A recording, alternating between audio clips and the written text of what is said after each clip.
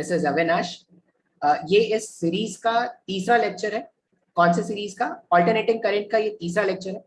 इस लेक्चर में हम बेसिकली दो डेफिनेशंस के बारे में बात करेंगे। हो सकता है मैं शायद इसी लेक्चर में दोनों डेफिनेशन बता दूं या एक एक करके मैं आपको बताऊं, ठीक है। तो इस पर्टिकुलर जो लेक्चर है इसमें हम बात करेंगे average value of alternating current. Alternating current का जो एवरेज वैल्यू उसके बारे में बात करेंगे। इससे पहले वाले स्लाइड्स में मैंने पहला जो स्लाइड था वो इंट्रोडक्शन का था। दूसरा जो वीडियो हमने बात किया था, दूसरे वीडियो में हमने बात किया था कि अगर एक रेजिस्टर को ऑल्टरनेटिंग सोर्स से कनेक्ट करते हैं तो वो किस तरह से रजिस्टर बिहेव करता है, करंट का क्या एक्सप्रेशन बन के आता है, उसके बारे में हमने बात किया था। आज हम क्या करते हैं, एवरेज करंट के बारे में बात करते हैं। अच्छा, अब एवरेज करंट के बारे में बात करने के लिए मैं वापस से गायब हो जाऊंगा और मेरे प्लेस पर एक स्क्रीन आ जाएगा, ठीक है। ये एक व्हाइट बोर्ड है। अब एवरेज का मतलब क्या है? तो एवरेज का मतलब है, तो अगर आपको याद होगा तो हमने साइनसॉइडल का डायग्राम कैसा देखा था। मैं प्रीवियस स्लाइड्स पर अगर लेके जाऊं आपको, ये इस तरह से हमारे पास जो साइनसॉइडल इक्वेशन होते हैं ईएमएफ का या करंट का, वो कुछ ऐसा है, ठीक है सर। अब इसमें से मैं इस वाले डायग्राम को अगर वापस से पिक कर लूं, मैं इस डायग्राम का हेल्प लेने वाला हूं। क्या इस डायग्राम की जरूरत पड़ेगी कि आपने को? नहीं नहीं, जरूरत नहीं पड़ने वाली, तो जरूरत नहीं है, यहीं से स्टार्ट करेंगे। अच्छा, अगर आप देखोगे ये मेरे पास करंट का ग्राफ था, ये करंट का ग्राफ है। अब इसमें अगर आप देखोगे तो एक कंप्लीट साइकिल में, कंप्लीट साइकिल का मतलब हो गया 0 से लेके 2 पाई। अगर आपको थोड़ा बहुत भी मैथमेटिक्स आता है तो शायद आपने सुन रखा होगा कि साइन जो है वो एक पीरियोडिक फंक्शन होता है जो अपने वैल्यूज को हर 2 पाई इंटरवल के बाद चेंज करता है, हर 2 पाई इंटरवल के बाद रिपीट करता है। इसका ये मतलब है कि अगर आप देखोगे तो 0 से पाई तक, साफ साफ ग्राफ से भी दिख रहा है कि 0 से पाई तक साइन के वैल्यूज जो है वो पॉजिटिव है और पाई से 2 पाई साइन के वैल्यूज जो है वो नेगेटिव है। इसका मतलब जितने वैल्यूज पॉजिटिव है उतने ही वैल्यूज नेगेटिव भी है। अगर जितने पॉजिटिव है उतना नेगेटिव है, तो जब आप एक एवरेज वैल्यू कैलकुलेट करोगे पूरे कंप्लीट साइकिल पे, तो positive negative positive negative positive negative हर एक को कैंसिल आउट कर देंगे और इस पूरे कंप्लीट साइकिल में जो एवरेज वैल्यू आपको मिलेगा वो क्या हो जाएगा? 0 हो जाएगा, ठीक है। अच्छा, अब सर अगर कंप्लीट साइकिल में एवरेज 0 हो जाएगा तो क्या करेंगे? एवरेज नहीं कैलकुलेट कर पाएंगे क्या? पहले तो आपको ये समझ में आना चाहिए कि एवरेज क्यों कैलकुलेट करते हैं। तो जब भी एक डिस्ट्रीब्यूटेड डेटा होता है ना, तो डेटा को सिंप्लीफाई करने के लिए उसका एवरेज कैलकुलेट किया जाता है।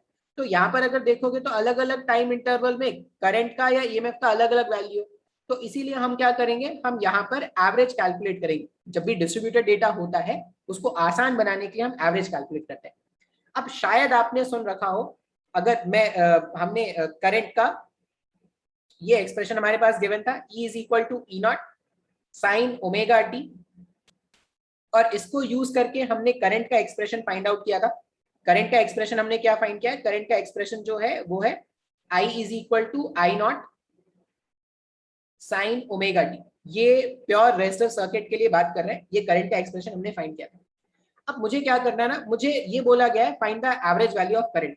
अब अगर एवरेज वैल्यू ऑफ करंट आपको कैलकुलेट करना है तो एवरेज वैल्यू ऑफ करंट क्या लिखोगे? आप बोलोगे सर हमने एवरेज वैल्यू अगर करंट का फाइंड आउट करना है तो एवरेज करंट होता है delta Q divided by delta T. मतलब डेल्टा क्यू मतलब टोटल चार्ज जो इस डेल्टा टी टाइम इंटरवल में फ्लो करके आएगा, इन दोनों का जो रेशियो होगा उसी को एवरेज करंट बोलेंगे। या अगर आप थोड़ा बहुत मैथमेटिक्स लगाओ, अगर आप ये तो लिख सकते हो ना, I is equal to d q upon d t. अब ये दोनों बातों में डिफरेंस है। यहां पर अगर मैं चेंज के टर्म्स में लिखता हूं, डेल्टा क्यू मतलब change in charge divided by change in time, मतलब गिवन टाइम पर जो चार्ज फ्लो करेगा उसका जो रेशियो है उसको हम क्या बोल रहे हैं? Average current. ये I is equal to d q by d t, एक छोटे से डी टी इंटरवल में जो भी छोटा सा चार्ज डी क्यू मूव किया होगा, इन दोनों का जो रेशियो है उसको हम क्या बोलते हैं? Instantaneous current.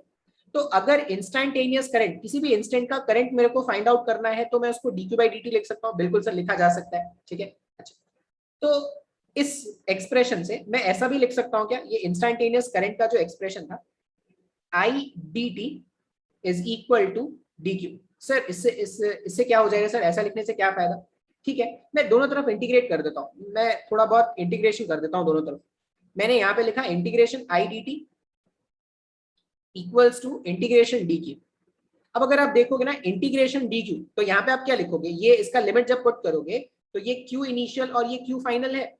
जब आप Q final minus Q initial करोगे तो ये एक्चुअल में डेल्टा क्यू का वैल्यू, ये एक्चुअल में Q final minus Q initial, final value minus initial value क्या होता है, चेंज हो गया, तो ये डेल्टा क्यू का वैल्यू। तो ये जो डेल्टा क्यू है ना, इस वाले एक्सप्रेशन में अगर मुझसे पूछा गया है कि फाइंड एवरेज करंट, तो मैं एवरेज करंट को डेल्टा क्यू के प्लेस में मैं ऐसा भी लिख सकता हूं, आई d T divided by time. Time को कैसे लिख देंगे, टाइम को लिख देंगे इंटीग्रेशन डी टी। अब ये जो मैंने एक्सप्रेशन यहाँ पर बनाया है ना, इस तरह का एक्सप्रेशन बहुत काम का है। ये जो एक्सप्रेशन मैंने यहाँ पर बनाया है, ये एक्सप्रेशन बहुत काम का है। क्यों सर? आप इस एक्सप्रेशन को याद करके 3 तरह के क्वेश्चन सॉल्व कर सकते हो। क्या क्वेश्चन सॉल्व कर सकते हो? आप देखना, आपके पास क्वेश्चन आता होगा एवरेज वेलोसिटी कैलकुलेट करने को आ जाए, आपके पास क्वेश्चन आ जाएगा एवरेज पावर कैलकुलेट करने को, आपके पास क्वेश्चन आ जाएगा एवरेज करंट कैलकुलेट करने को। एग्जाम में ऐसे 3 तरह के क्वेश्चन हो सकते हैं। अब एवरेज वेलोसिटी का मतलब होता है total displacement divided by total time. आप टोटल डिस्प्लेसमेंट को ऐसा भी लिख सकते हो, integration of instantaneous velocity v dt divided by integration dt। v dt मतलब एक छोटे से dt टाइम का जो डिस्प्लेसमेंट था वो v dt हो गया, इंटीग्रेट कर दोगे वो टोटल डिस्प्लेसमेंट हो गया। तो आप एवरेज वेलोसिटी कभी भी अगर आपको कैलकुलेट करना है, अब सर ये कब यूज करते हैं? अगर आपके पास instantaneous velocity as a function of time t given है, जैसे मान लो ऐसा कोई एग्जांपल गिवन है, क्वेश्चन में क्या गिवन था कि v is equal to 2t plus 3, मान लो इस तरह से कोई क्वेश्चन गिवन था और आपको बोला गया है find average velocity for t equals to 2 second to t equals to 3 second. मान लिया जाए इस तरह का कोई क्वेश्चन आपसे पूछा गया, तब आप क्या कर सकते हो, इस तरह के फॉर्मूले को डायरेक्टली यूज करके इंटीग्रेट करोगे, सॉल्व करोगे, आंसर मिल जाएगा। अच्छा, उसी तरह एवरेज पावर क्या हो जाएगा, एवरेज पावर हो जाएगा integration p dt divided by integration dt। अब सर ये p dt क्या हो गया सर? पावर को जब आप टाइम से मल्टीप्लाई करते हो ना तो वो स्मॉल वर्क डन हो जाएगा, तो p dt का मतलब हो गया नेट वर्क डन। तो net work done divided by total time taken, यही तो एवरेज पावर है। उसी तरह से जब आप एवरेज करंट फाइंड आउट करोगे तो एवरेज करंट क्या हो जाएगा, integration I d T divided by integration D t. अब आई डी टी का मतलब क्या हो गया, आई डी टी चार्ज हो गया क्यू के बराबर, तो इंटीग्रेशन ऑफ डी क्यू जब आप करते हो तो वो टोटल चार्ज जो कंडक्टर के थ्रू फ्लो किया होगा एक गिवन टाइम इंटरवल पे, उसका वैल्यू आ जाएगा। तो इसको यूज करके आप एवरेज करंट का वैल्यू भी फाइंड आउट कर सकते हो। मतलब एक तीर से 2 निशाने या 2 शिकार होता था, आप यहाँ पर एक फॉर्मूले से 3 तरह के क्वेश्चन को सॉल्व कर सकते हो। तो बस ये मैटर ऑफ याद रखने वाली बात है, अगर आप याद रख सकते हो बहुत अच्छी बात है। तो कभी भी अगर मेरे को इस तरह से current as a function of time t given है और मेरे को बोला जाए कि फाइंड एवरेज करंट, तो आप क्या करोगे, ऐसा एक्सप्रेशन लिख लेना, यहां से आपको एवरेज करंट मिल जाएगा। अच्छा, अब याद रखना कि एवरेज करंट आप पूरे टाइम इंटरवल पर कैलकुलेट नहीं करोगे, आप 0 से लेकर पूरा जो साइकिल का जो टाइम है या जिसको टाइम पीरियड बोलते हैं, पूरे साइकिल में अगर आप एवरेज कैलकुलेट करते हो, I average for complete cycle, I average for complete cycle, पूरे साइकिल के लिए अगर आप एवरेज कैलकुलेट करोगे, अब साइकिल मतलब ये पहिया वाला साइकिल नहीं है, साइकिल मतलब एक पूरा 0 से 2 पाई का जो रेंज है, तो कंप्लीट साइकिल में जब आप एवरेज करंट कैलकुलेट करोगे तो वैल्यू 0 हो जाएगा। अब ये ग्राफ को देख के भी बता सकते हो कि 0 से 2 पाई में जितना पॉजिटिव वैल्यू था उतना नेगेटिव वैल्यू है, तो एवरेज वैल्यू 0 हो रहा है। तो कैलकुलेट करने का मतलब नहीं है कि आप क्या करोगे ना, आई नॉट साइन ओमेगा टी को यहाँ पर पुट कर दो, डी टी के टर्म्स में इंटीग्रेट कर देना और लिमिट क्या कर देना, 0 से जो भी टाइम पीरियड है उसमें इंटीग्रेट करोगे ना, तो सॉल्व करने पर आपको एवरेज करंट 0 मिल जाएगा। आप ये वेरीफाई करके देख सकते हो। तो जब मुझे पता है कि पूरे साइकिल में एवरेज करंट 0 आना है, तो कैलकुलेट करने का कोई मतलब नहीं।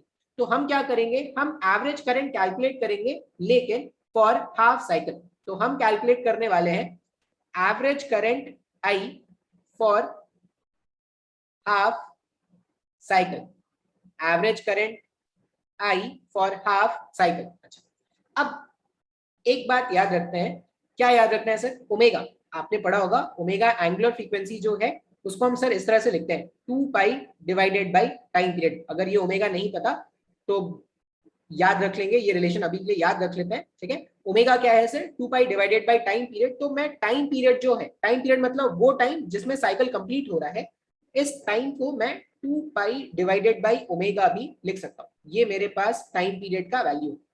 तो अगर ये टाइम पीरियड है तो आधा टाइम पीरियड क्या होगा, आधा टाइम पीरियड मतलब t/2 जो है वो हो जाएगा पाई डिवाइडेड बाय ओमेगा। इसको हम यूज करने वाले हैं, इसलिए मैंने इसको अलग से बता दिया। अब मुझे कैलकुलेट करना था एवरेज करंट, और वो भी कब के लिए, तो आधे साइकिल के लिए। अच्छा, अब आधे साइकिल में एवरेज करंट, ये मैं स्टैंडर्ड रिजल्ट जो है ना करंट का, I equal to I not sine omega t, उसके लिए मैं एवरेज करंट फाइंड आउट करने वाला।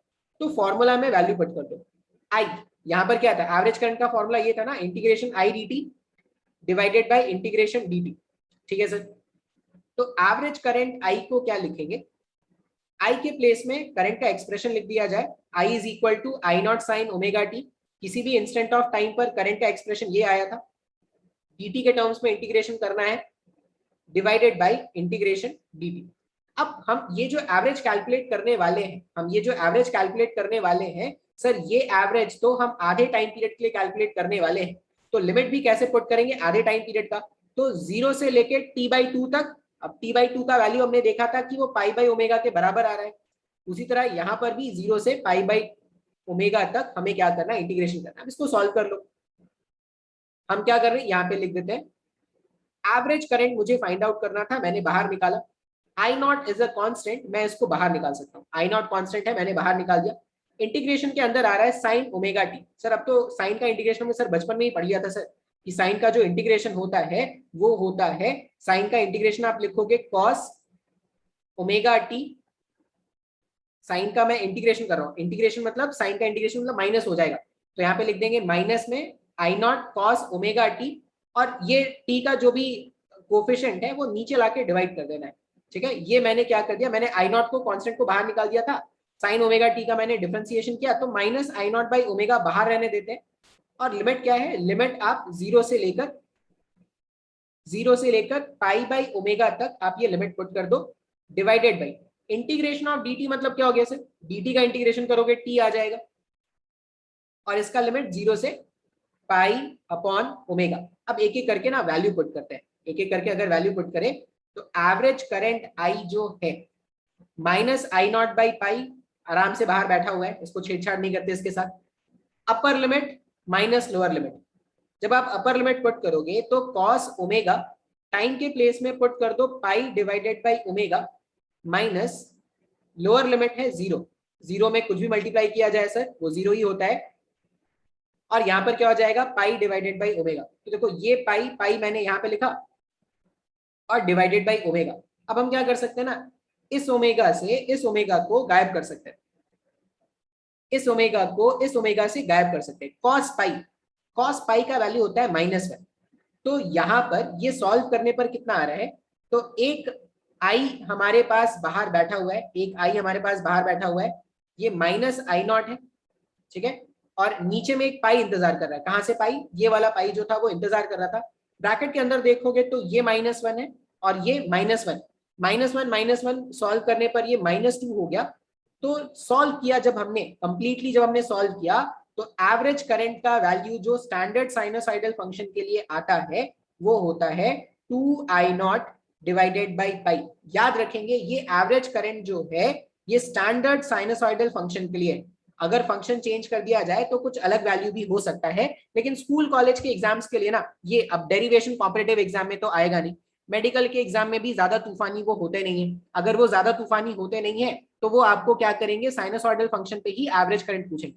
मान लिया जाए सर कि मेरी किस्मत सर बहुत खराब है सर, मैं जब एग्जाम देने गया तो मेरे को उन्होंने स्टैंडर्ड साइनोसॉइडल पे नहीं पूछ लिया, उन्होंने ऐसा बोल दिया कि करंट जो है, उन्होंने करंट का एक एक्सप्रेशन दे दिया, एक क्वेश्चन दे दिया सर उन्होंने, current is equal to 2t+3, और ये पूछा गया है कि find average current for t equals to, find average current for t equals to 2 second to t equals to 4 second.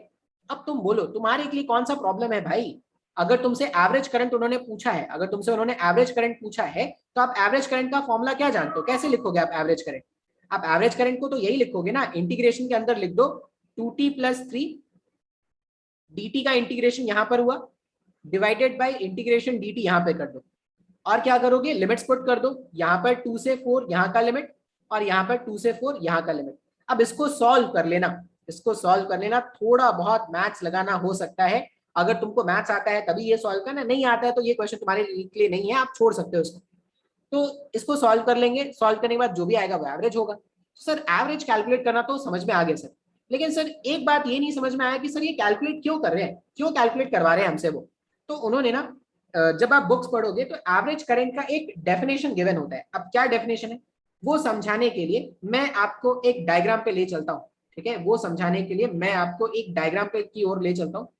अब डायग्राम कैसा है, तो डायग्राम ऐसा है, क्यों ना सर मान लिया जाए कि हमारे पास एक ऑल्टरनेटिंग सोर्स था और इस ऑल्टरनेटिंग सोर्स से मैंने क्या कर दिया है, एक रेजिस्टर को कनेक्ट कर दिया है। अब अगर तुमने इसका इंट्रोडक्शन लेक्चर देखा होगा ना, तो इंट्रोडक्शन लेक्चर में मैंने बताया था कि अगर ये ऑल्टरनेटिंग सोर्स है तो कुछ टाइम के लिए चार्ज आगे मूव करेगा और कुछ टाइम के लिए चार्ज वापस आ जाएगा, मतलब जितना चार्ज आगे जा रहा है उतना ही चार्ज वापस आ जाएगा।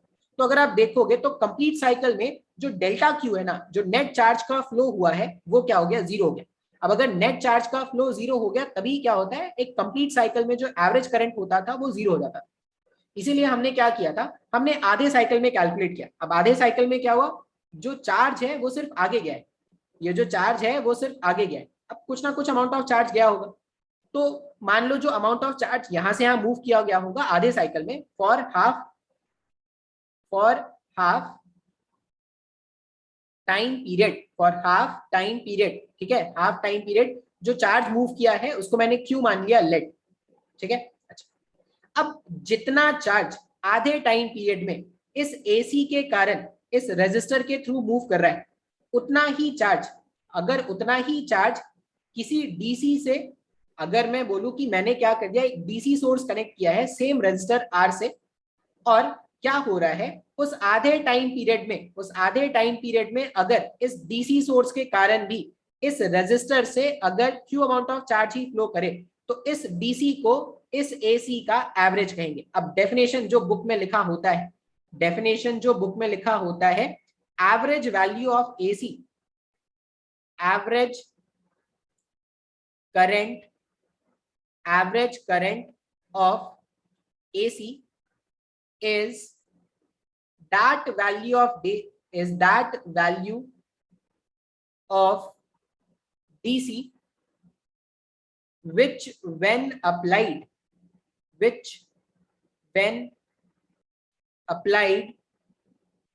to a resistor, which when applied to a resistor will make the same amount of charge, will make the same amount of charge, same amount, will make the same amount of charge to flow, same amount of charge to flow through the resistor, to flow through the resistor, ठीक है। मैं एक बार check कर लेता हूं, average current of AC is that value of DC which when applied to a resistor will make the same amount of charge to flow through the resistor as flown by an AC supply, as flown by an AC supply when connected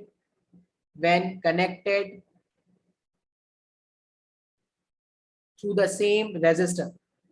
अब ये definition मैं आपको बोलूंगा, definition अगर आपको हो सके ये डेफिनेशन अच्छा नहीं लग रहा है तो किसी बुक को खोलेंगे, स्टैंडर्ड बुक को, और वहां से ये डेफिनेशन देख लेंगे, when connected through the same resistor. मैं आपको बस समझा देता हूं क्या इसका मतलब है, क्या मैंने लिख दिया।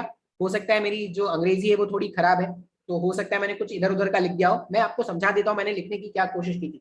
मैंने बोला कि अगर मुझे इस एसी का अगर एवरेज वैल्यू कैलकुलेट करना है, तो एवरेज वैल्यू का मतलब क्या है कि अगर इस एसी को आधे टाइम पीरियड के लिए इस रजिस्टर से कनेक्ट कर दिया जाए तो इस रजिस्टर के थ्रू कुछ चार्ज मूव करेगा।